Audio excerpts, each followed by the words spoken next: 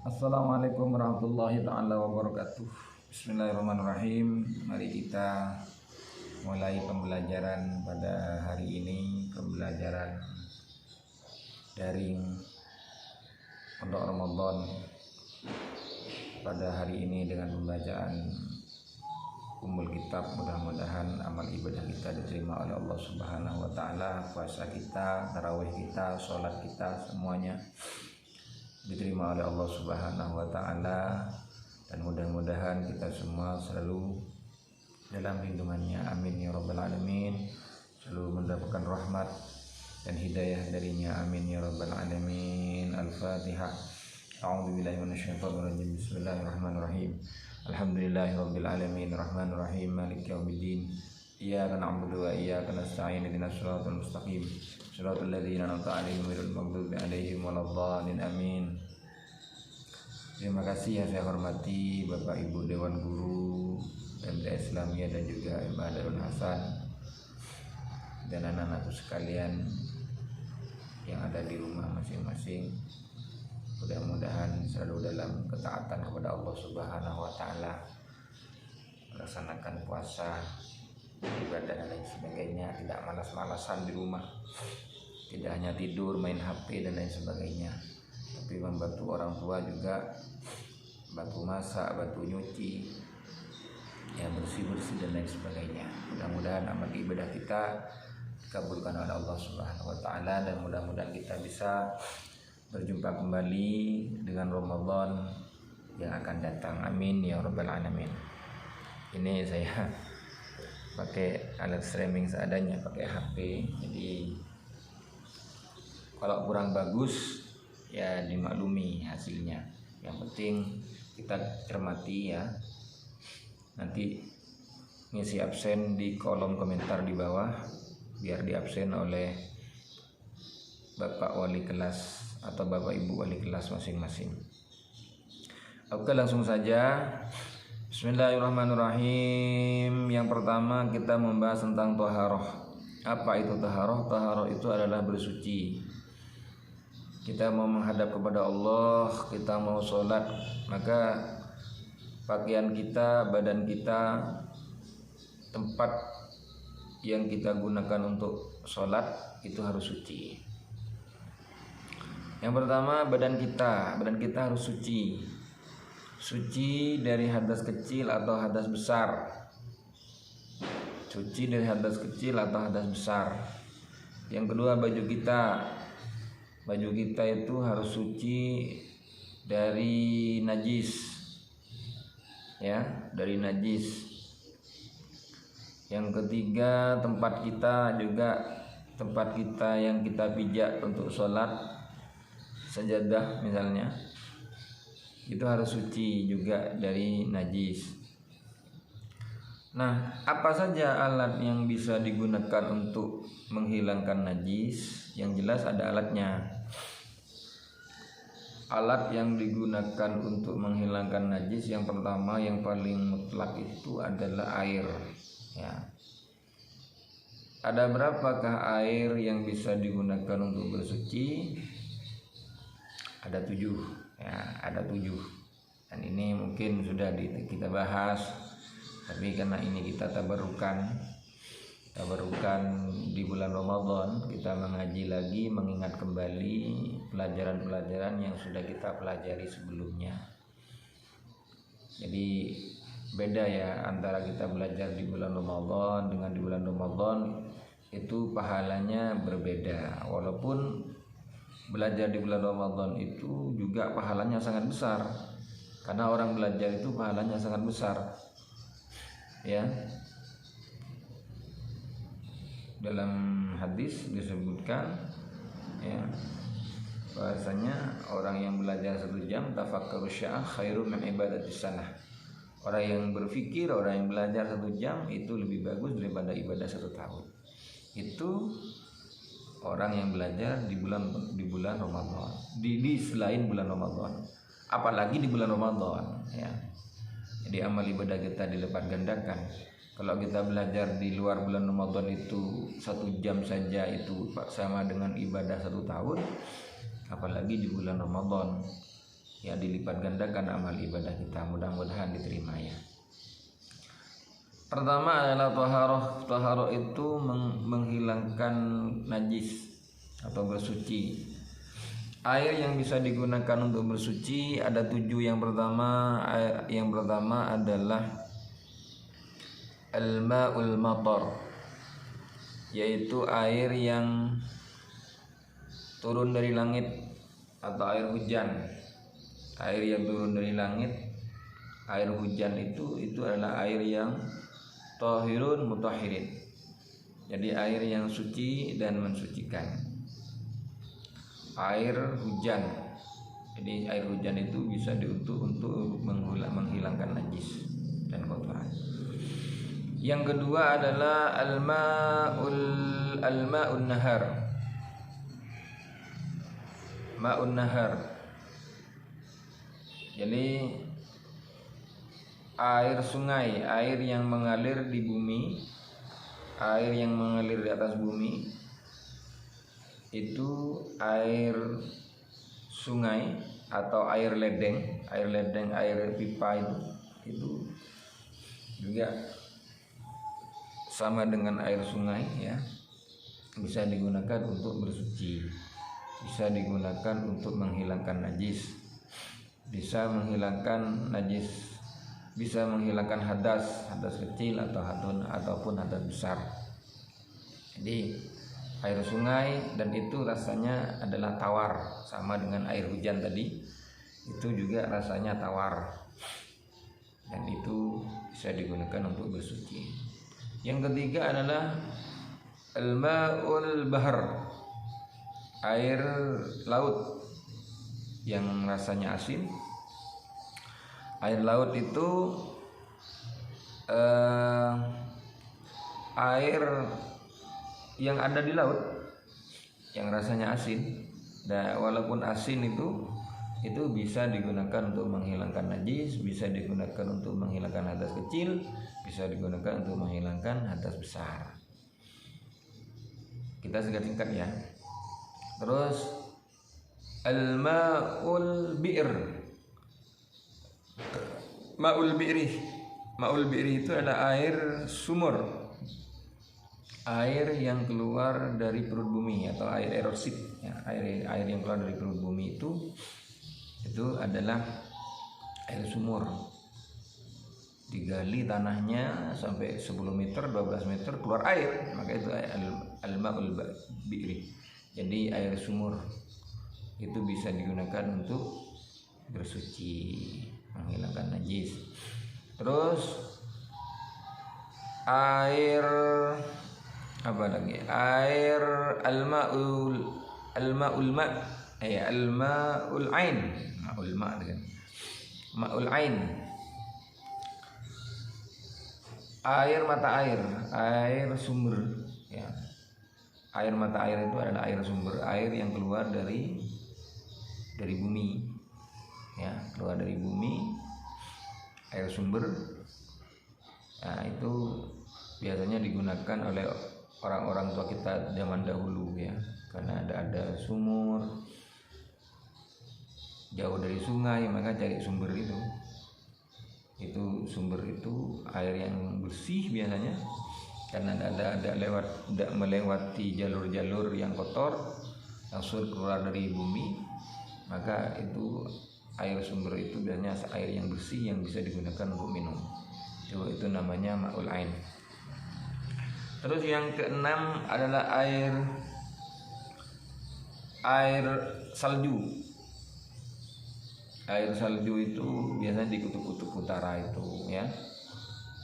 Nah, kemarin waktu musim dingin itu sampai di Bromo itu ada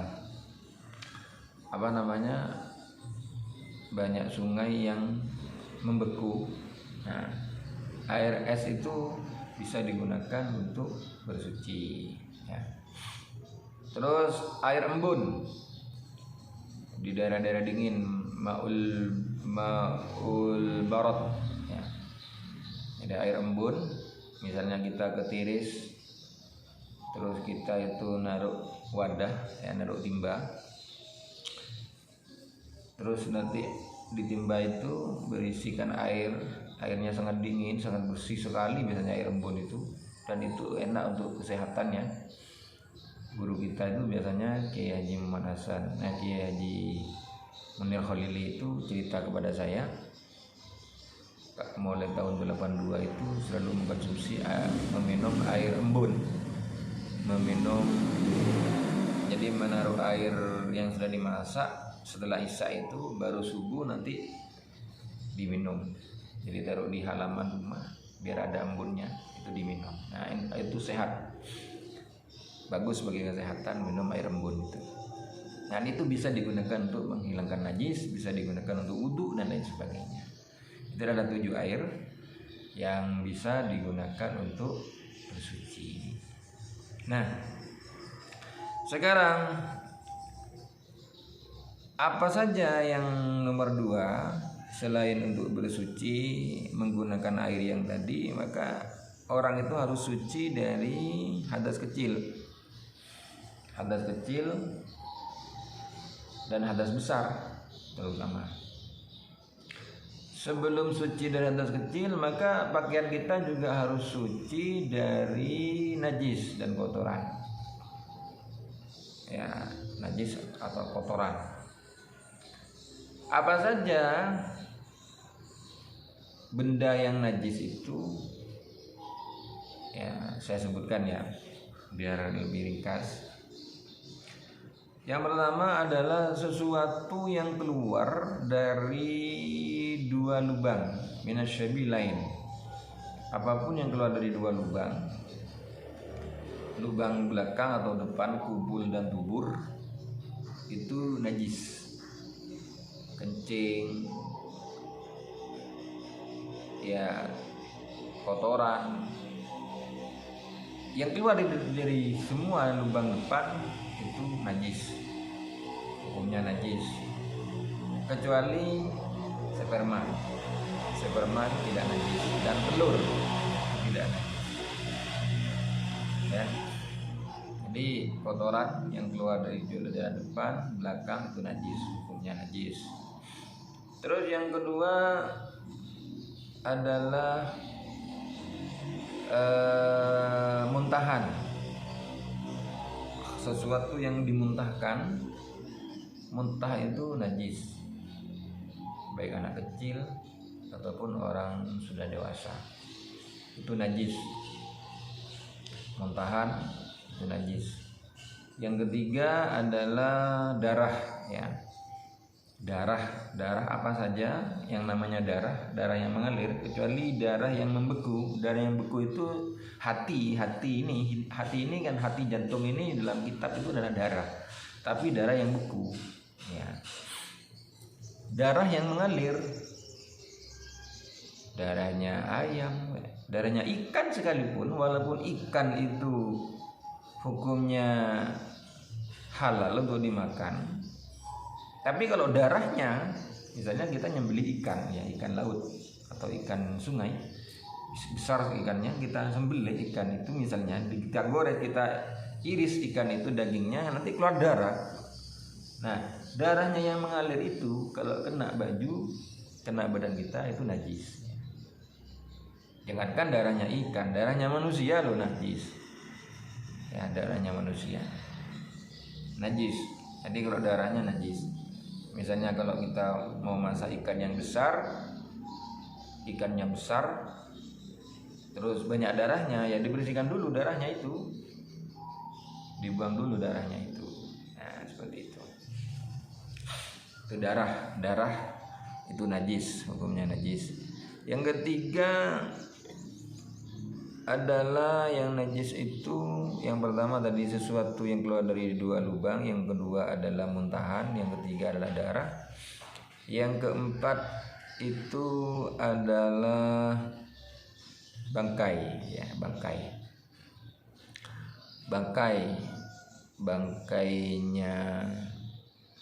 bangkainya binatang, kecuali bangkainya bukan bangkai ya, kecuali jenazah gitu ya, mayit. Banggainya manusia, jangan bilang bangkai kalau manusia. Jadi badannya manusia yang sudah meninggal dunia. Nah, itu tidak najis. Mayit itu tidak najis. Ya. Terus banggainya ikan sama belalang itu juga tidak najis. Banggainya. Jadi ikan yang sudah mati itu najis. Itu suci. Belalang yang sudah mati itu juga suci. Nah, selain itu ayam, kucing, kambing, kerbau, apalagi anjing sama babi ya, itu najisnya beda. Najis yang besar itu, najis mawalladhah. Najis yang sangat besar itu. Najis yang besar, nanti cara nyucinya beda, cara membersihkannya beda kalau anjing sama babi itu. Nah, ini bangkainya ayam, bangkainya ular, bangkainya tikus misalnya, bangkainya sapi, nah, sapi yang mati tanpa disembelih dengan menyebut nama Allah, atau ayam yang mati tanpa disembelih dengan tanpa menyebut nama Allah, itu bangkai. Kecuali sapi itu hidup disembelih, ya itu bukan disembelih lalu menyebutkan nama Allah pakai bismillahirrahmanirrahim atau pakai doa nawaitu an adbaha ala hadad dujat misalnya untuk ayam. Nah, itu tidak apa-apa kalau disembelih, tidak najis kalau disembelih. Tapi kalau misalnya mati karena ditabrak sepeda motor, atau mati memang karena sakit, disengat ular misalnya, maka bangkainya itu najis, ya tidak boleh kita bawa untuk sholat. Ya, misalnya nanti pas kalian ambil ayam yang sudah mati itu, kalian ambil bulunya, kalian bawa sholat, itu udah boleh, udah boleh, itu karena itu najis, ya. Bangkainya itu najis. Kalau itu ditaruh dalam air, dalam timba, airnya satu timba cuma. Nah, nanti air yang ada ayamnya itu juga ikut najis itu. Paham ya? Jadi bangkai binatang kecuali bangkainya ikan dan belalang dan juga mayit, ya. Jenazah itu tidak najis. Selain itu najis. Terus yang najis itu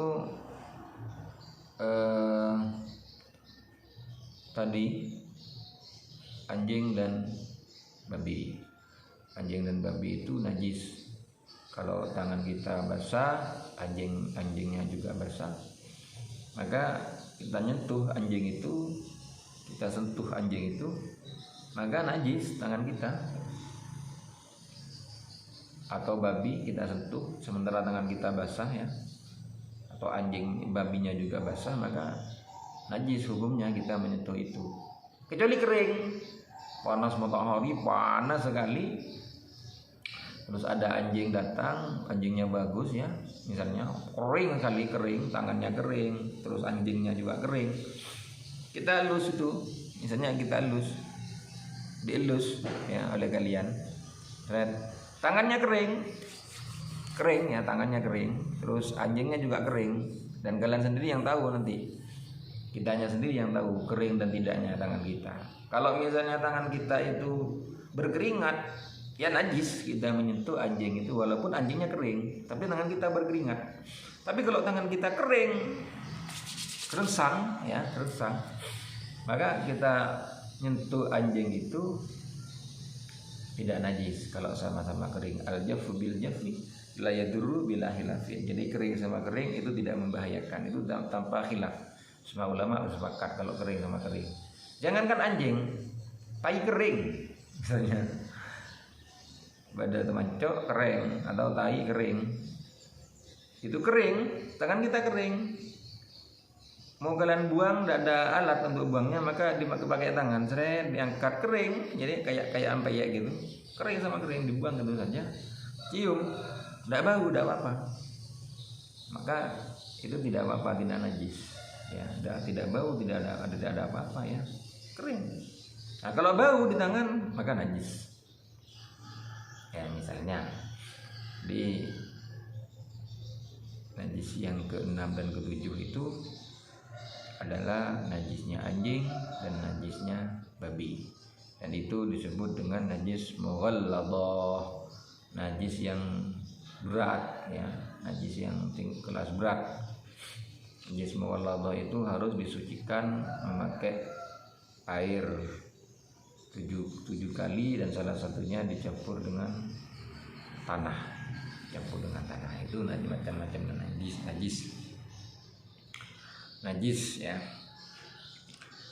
Terus yang kedua, selain air itu kita ada alat yang juga bisa digunakan untuk bersuci. Apa itu? Salah satunya yang dicontohkan dalam kitab, salah satunya adalah ahjar, adalah batu. Ya, salah satu ahjar ayakuna bisalah satu ahjarin, yaitu dengan menggunakan 3 batu. Itu atau bisa disebut dengan istinja. Istinja itu ya menghilangkan najis dengan pakai batu. Kita kencing, tidak ada air misalnya, maka pakai batu, ambil batu yang kering, 3 batu, 3 kerikil batu yang kering, yang bersih ya, yang bersih, agar nanti digosokkan kepada tempat yang mau kita bersihkan ya, kencing ataupun berak misalnya, agar bisa pakai batu yang bersih, batu yang kering ya, kalau misalnya tidak ada air. Atau misalnya ada batu, kita pakai daun yang kering ya, daun yang kering, jangan daun yang basah. Artinya daun yang masih hijau itu tidak bisa. Kalau daun kering bisa, seperti daunnya pisang yang sudah kering. Kalau katanya orang sini adalah kelaras ya, kelaras. Itu bisa digunakan untuk membuang najis, membuang kotoran dan najis ya. Atau kita pakai kertas yang kering ya, kertas yang kering juga bisa, yang sekiranya nanti tidak lengket lah, tidak ada sisa. Nah, kalau yang susah ini kalau misalnya pakai tisu ya, kalau tisunya itu nanti lengket itu yang agak susah. Tapi kalau pakai tisu yang kering, tisu kering itu bisa digunakan untuk menghilangkan najis. Kalau misalnya sudah tidak ada air, cuman alat suci yang paling utama adalah air. Adalah air yang tadi itu air mutlak itu. Itu tentang taharah ya, tentang bersuci. Jadi Allah itu Maha Suci, makanya kita sebagai hambanya kalau kita mau menghadap kepada Allah, kita harus dalam keadaan suci, baik tempat kita, badan kita, pakaian kita itu harus dalam keadaan suci. Karena Allah itu zat yang Maha Suci. Itu ya, itu mengenai taharah. Mudah-mudahan pembahasan kita kali ini mendapatkan pahala, mendapatkan rahmat dan hidayah serta hidayahnya dari Allah Subhanahu wa taala. Amin ya rabbal alamin. Sekian dulu dari kami, jumpa lagi besok pagi. Kita akan membahas tentang wudu, kita membahas tentang sholat, kita akan membahas tentang puasa selama beberapa hari ke depan ini sesuai dengan jadwal. Terima kasih, jaga diri baik-baik, jaga nama baik lembaga kita dimanapun kita berada, jaga madrasah, nama baik madrasah kita dimanapun kita berada, jaga nama baik kita sendiri, jaga nama baik keluarga kita dimanapun kita berada. Wallahu a'lam bishawab. Mudah-mudahan barakah semuanya, amin ya rabbal alamin. Al-Fatihah. A'udzubillahi minasyaitonir rajim. Bismillahirrahmanirrahim. Alhamdulillahirabbil alamin arrahmanir rahim maliki yaumiddin. Iyyaka na'budu wa iyyaka nasta'in ihdinas siratal mustaqim. Shiratal ladzina an'amta 'alaihim ghairil maghdubi 'alaihim waladdallin. Amin. Assalamualaikum warahmatullahi wabarakatuh.